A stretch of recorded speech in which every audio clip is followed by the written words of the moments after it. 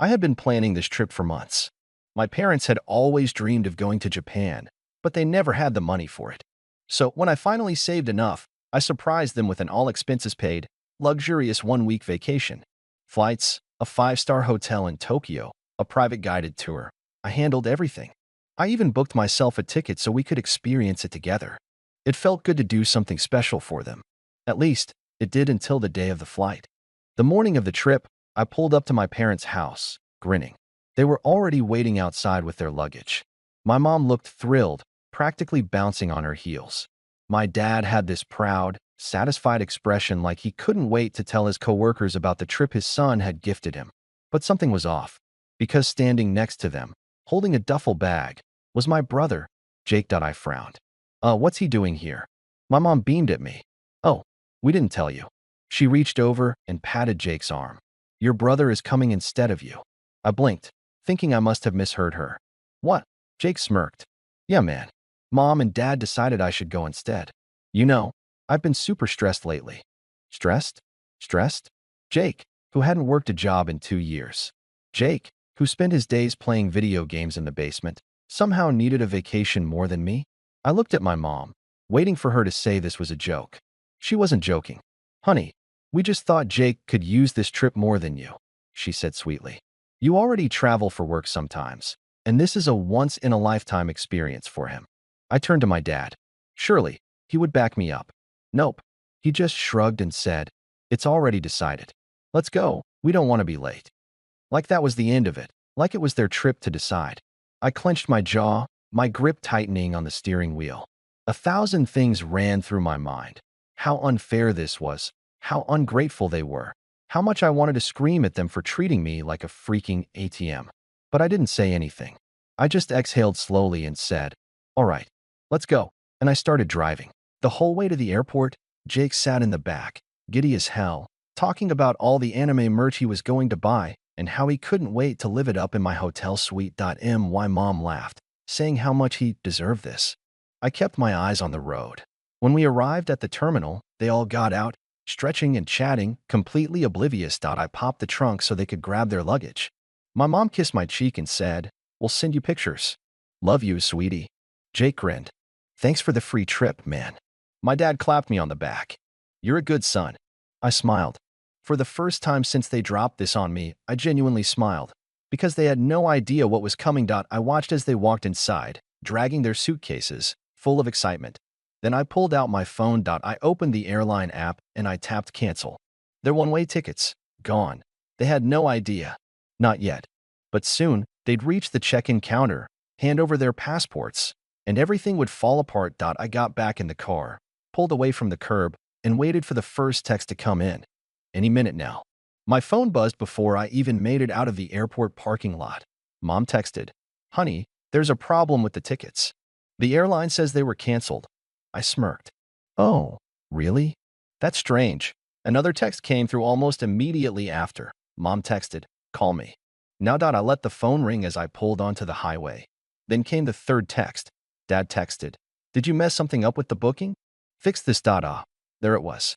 The demanding tone I knew all too well. I took my time before responding, making sure they stewed for a few minutes.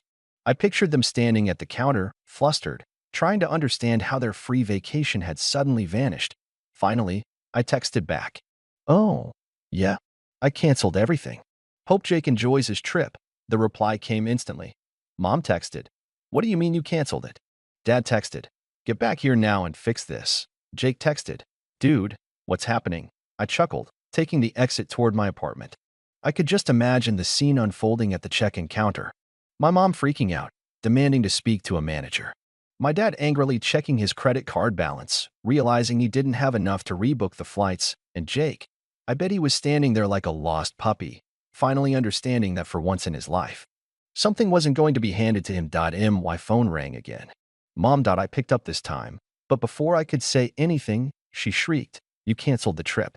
Why? Oh, I don't know, I said casually. Maybe because you stole my vacation and gave it to Jake? She scoffed, like I was being ridiculous. We didn't steal anything. We made a decision as a family. No, I cut her off. You made a decision. Without me. After I paid for everything. It was for the best, she said firmly. Jake needed this more than you. Then Jake can pay for it himself. I snapped. Silence. For the first time, she didn't have a response. Then she started up again, her voice turning sickly sweet. Honey, listen. There's been a misunderstanding. Just rebook the flights, okay? We'll talk about this when we get back. I laughed. She really thought I'd cave. Yeah. No, I said. You guys have a great trip, though. Oh, wait. I pretended to think. You don't have one anymore. And then I hung up. I didn't even bother reading the text that came flooding in after, because for once, they were learning what it felt like to be left behind. And it felt damn good. By the time I got home, my phone had blown up with calls and texts. Mom 5 missed calls. Dad 3 missed calls. Jake 2 missed calls. And 1 pathetic text, bro. You're actually doing this. Damn right. I grabbed a drink from the fridge, sat on my couch, and finally checked the messages, half expecting some last-ditch guilt trip from my mom. Instead, she'd gone full meltdown mode. Mom texted, I can't believe you would do this to your own family. After everything we've done for you, you turn around and act like a spoiled brat? We're stranded at the airport. What do you expect us to do now? I smiled. Exactly. Dad's texts were just as predictable. Fix this now. You're embarrassing us. This isn't funny. Jake, of course, had the most infuriating response of all. He texted, Dude, just book another flight. You can afford it. That made me see red. I could afford it. Like this was my problem to fix. Like I hadn't already paid for their entire trip, only to be tossed aside at the last minute like I didn't matter. I took my time before responding. I texted, Oh, I absolutely can afford it. But you know what? I don't think I will. Mom texted, You selfish little blocked. Dad texted, You better not, blocked. Jake texted, Bro, I'm your brother. I replied, Then act like it. Blocked. I set my phone down, exhaling. The silence was beautiful. No more entitled demands. No more guilt trips. No more being treated like a damn wallet instead of a son. I could almost hear the chaos unfolding at the airport, the frustration, the realization that they weren't going anywhere. And the best part? They had no backup plan. That's what made this so perfect. They had expected me to fix it. To be the reliable, responsible one. To bend over backwards so they could continue treating me like garbage. But now, they were completely and utterly stuck. And I wasn't lifting a damn finger to help. I stretched out on the couch, feeling more relaxed than I had in years. The sheer satisfaction of knowing they were stuck at the airport, scrambling, panicking, and I didn't have to deal with it. Beautiful. No more calls. No more texts. Just peace. For the first time in forever, I had control. I turned on the TV, scrolling through channels absent-mindedly, but I couldn't stop picturing the absolute meltdown happening at the airport. Mom? Freaking out at the airline staff. Probably demanding they fix their mistake. Dad? Silent and fuming. He was never good at handling things when they didn't go his way. Jake? Confused, helpless. No one had ever told him no before. And the best part? Their tickets were one way. That was something I had planned intentionally, because the return flight was supposed to be a surprise. I had booked a premium class return trip for us after a full week in Japan. The best seats, lounge access, the whole deal. I was going to surprise them with it on our last day. But since they decided to swap me out for Jake, well, that return trip didn't exist anymore. They'd have to buy new tickets to come back. And international flights? Not cheap. I almost wished I could see their faces when they realized that. But nope. Blocked. I ordered takeout, ate in peace, and for the first time in my life, I felt like I had finally won. And that's when I had an idea. A really, really fun idea. Because, see, my parents had always been image-obsessed. They cared a lot about what people thought of them. Family, friends, coworkers, even random neighbors. They loved bragging about their perfect family. Loved posting their vacations, their fancy dinners, their hard-earned luxuries. But they didn't pay for any of it. I did. And now? I wasn't going to let them pretend. So I grabbed my laptop, pulled up Facebook, and started typing a post. It was time to set the record straight. I stared at the blank post box for a moment, debating how to phrase it. If I went too nuclear, they'd just try to play the victim to everyone, twisting the story like they always did. No, I needed to be smart. So I started typing, wishing my parents and Jake an amazing trip to Japan. I was supposed to go with them, but at the airport, they decided to take Jake instead. Hope they enjoy the non-refundable, one-way tickets I paid for. Short. Sweet. Devastating. I hit post. Within minutes, the comments started rolling in. Aunt Lisa said, Wait, what? They ditched you last minute, cousin Brandon said. Dude. Wild. Are they even coming back? Old family friend commented. What kind of parents do this? My phone buzzed with dozens of notifications, and I couldn't stop grinning. This was perfect. And then, the cherry on top. A friend messaged me a screenshot from my mom's Facebook page. She had tried to post one of her usual bragging vacation updates. Finally off to Japan. A well-deserved trip with family. Red heart, so grateful. The comments? Absolutely roasting her. Aunt Lisa commented. You mean the trip your son paid for? Uncle Mike said. Didn't you ditch him last minute? Some random friend. Damn. Cold. And just like that, my mom's post disappeared. I laughed so hard I nearly dropped my drink. Checkmate. But then, a knock at my door. I froze. It was late. Too late for visitors. And I already knew who it was. I set my drink down, took a deep breath, and walked to the door. Through the peephole, I saw a familiar face. My dad. Standing there. Alone. His jaw was tight, his hands shoved in his pockets, the same way he always looked when he was about to try and fix a problem he caused. I debated ignoring it, letting him stew, letting him feel the helplessness that I had felt for years. But no. I wanted to hear what he had to say. I opened the door. He didn't even wait for an invitation inside. Just pushed past me and stepped into my apartment. I shut the door behind him. Didn't expect to see you here. Thought you'd be halfway to Japan by now. His eyes were cold. We need to talk. I crossed my arms. Do we? Enough games. His voice was tight. You need to fix this. I laughed. Oh? And what exactly do you think I'm going to fix? He exhaled sharply, like he was holding back from yelling. Good. Let him simmer. You humiliated your mother. I raised an eyebrow. I humiliated her? Or did she humiliate herself by pulling this stunt at the airport? Dad clenched his jaw, silent. That meant I was right. You don't understand the position you've put us in. He finally said. I scoffed. Oh no, did my little Facebook post ruin her perfect image? I tilted my head mockingly. Did people finally see through the bullshit? Dad exhaled, stepping closer. You're going to delete it. I smirked. No, I don't think I will. His nostrils flared. This isn't funny. No, it's hilarious. I leaned back against the counter. Tell me, Dad, did it finally hit you? Did you finally realize that I'm not your personal ATM? Dad opened his mouth, then closed it. That moment of hesitation? Victory. For the first time in my life, I had the upper hand. You messed up, I continued. You threw me away like I didn't matter. Now you get to deal with the consequences. His hand twitched like he wanted to slam something. Instead, he took a deep breath and went for a different approach. Listen. His voice softened, shifting into manipulation mode. I get that you're upset. Maybe we handled things badly. But this, he gestured vaguely. This isn't the way. You're family. We don't turn on each other like this. I stared at him. Funny, I said. I could have sworn that's exactly what you did to me this morning. His face darkened. We're leaving in a few hours. You need to fix this now. I smiled. I think we're done here. I opened the door, motioning for him to leave. For a moment, he just stood there, silent, seething.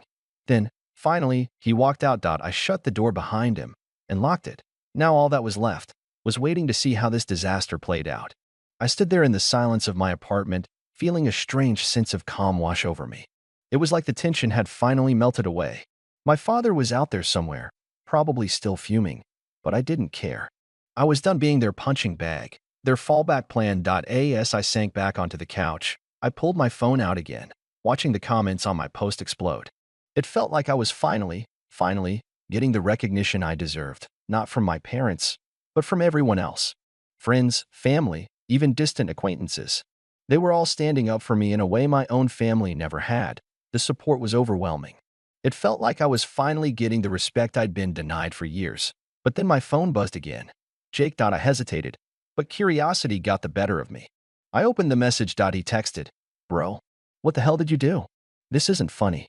You're making everything worse. I couldn't help but laugh. Jake texted again. You ruined Mom's trip. You know how much this means to her. And Dad's pissed. Fix this. I had to stop myself from throwing the phone across the room. Fix this. Fix what? The mistake of putting my own needs last for years while they walked all over me. I typed back, the words flowing almost too easily. Funny how you're acting like the victim here, Jake. You're the one they picked, right? You should be grateful. They decided you were worth more than me. So enjoy the trip. I'm not fixing a damn thing. I sent it. feeling a weird mix of satisfaction and guilt. But mostly, I just felt free. I leaned back in the chair and stared at the ceiling, thinking about how the whole family dynamic had come to this. Mom and Dad had always favored Jake. He was the youngest, the one who never had to work hard for anything. And I was the dependable one, the one who did everything they asked of me, without ever getting so much as a thank you. Now, though, I was starting to see things clearly. Jake was a spoiled brat, but at least he knew he was getting special treatment. What I didn't realize until now was that it wasn't just about Jake being spoiled. It was about how they'd been treating me like I was a tool. A convenient one. To be used when needed, then discarded when they decided they wanted something or someone else more. I stood up and went to the window, looking down at the street below. It was late, the lights of the city glowing dimly. But my mind was on a different kind of glow now, the feeling of finally having control. Suddenly, my phone buzzed again, pulling me out of my thoughts. This time, it wasn't Jake. It was Mom. A text. Mom texted, "I hope you're proud of yourself. You've ruined everything. You'll be sorry when we get back." I almost laughed. "You'll be sorry" had always been their go-to line when they didn't get their way. I read the message one more time, letting the words sink in. This was the moment where I realized how little I cared about their apologies or their guilt trips. I put my phone down and started scrolling through the news, pretending like it didn't matter. But deep down, I knew. This was the beginning of something new. Something where I didn't just take their treatment anymore. The game had changed. And for the first time in years, I was the one holding the cards. I let my phone sit on the table, the message from my mom still open on the screen. I stared at it, waiting for the anger to bubble up again, but it didn't come. Instead, I felt a strange sense of clarity. A weight had been lifted, and I realized that the more I let myself care about their reactions, the more I was just setting myself up to be used again. For the first time, I was seeing everything for what it was. Manipulation. I scrolled through the comments again, until one caught my eye. Cousin Rachel said, "You really do deserve better than that. I'll be in town next week. Let me know if you want to grab a drink. I'm so sorry they did that to you." It hit me hard. I had family out there who actually cared about me. People who had been watching from the sidelines and had seen how unfairly I'd been treated. And that was the moment I realized I wasn't alone. They might have made me feel invisible for years, but the truth was that the world was so much bigger than my parents' narrow view of me. But my phone buzzed again. It was Jake. I almost didn't open it. I was so done with his whining. He said, "This is your fault. I told you. You were the one who ruined everything. Mom's crying. And I don't know what you thought you'd accomplish, but you've just made everything 10 times worse." My fingers itched to type something back. Something sharp, something that would put him in his place. But I stopped. He was right about one thing. This was his fault, not mine. I took a deep breath and tapped out a response that I typed. "Jake, you can't keep pretending you're the victim here.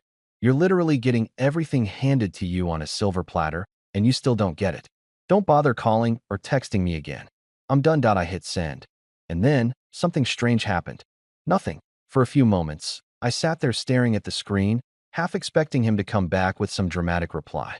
But it was like he couldn't argue with the truth anymore. It was just silence. And then, the silence felt good. The phone was off. I threw it on the couch and sank into the cushions, staring at the ceiling. I didn't care anymore. This had to be the hardest part, cutting them off. But now, I felt nothing but a sense of finality. A feeling that I was no longer bound by guilt or expectation. The next morning, I woke up to a stream of notifications, more messages from family and friends. It was clear that the word was out. Mom and Dad were furious, but I wasn't in the mood to care. The drama had already played out, and now it was just the waiting game. How long would it take them to get it? How long would it take for them to realize that I was done being their doormat? They were never going to admit they were wrong. That was the whole point of this. This wasn't about making them apologize or fixing things. This was about me getting closure, about setting a boundary, and about walking away from the toxic family dynamic I had been caught in for far too long. I threw on some clothes and went out to meet Cousin Rachel. It felt good to step outside, to finally feel like I had options. Like my life wasn't defined by the dysfunction of my parents. We grabbed a drink and talked for hours. It was surreal how easy it was to talk to someone who actually listened. As the night went on, I realized how much I had been missing out on by keeping my head down and trying to fix a broken relationship that was never going to get bettered. It wasn't until the next week that I got the call that I was sitting in my apartment, Checking my email when my phone rang. It was mom. I stared at the screen for a few seconds, weighing my options. I could ignore it, but I wasn't sure I had the strength for that. So I answered, "Hello." Her voice came through, shaky, a little broken. We've been talking. Your dad and I. And we know we messed up." I almost laughed. But instead, I let her talk. "We shouldn't have treated you like this. It was wrong. I don't expect you to forgive us, but we want to make things right." There was nothing in me that felt like I owed her forgiveness. But there was something else too. Something that surprised me. I didn't care. I wasn't angry. I wasn't going to keep carrying the weight of their mistakes on my shoulders. "I'm glad you're finally seeing it," I said, my voice steady. "But I'm not coming back. I've been doing just fine without you too, and I'm not going to let you keep dragging me into your drama." There was a pause on the other end. And then, in the most calm voice I could muster, I said, "Goodbye, Mom."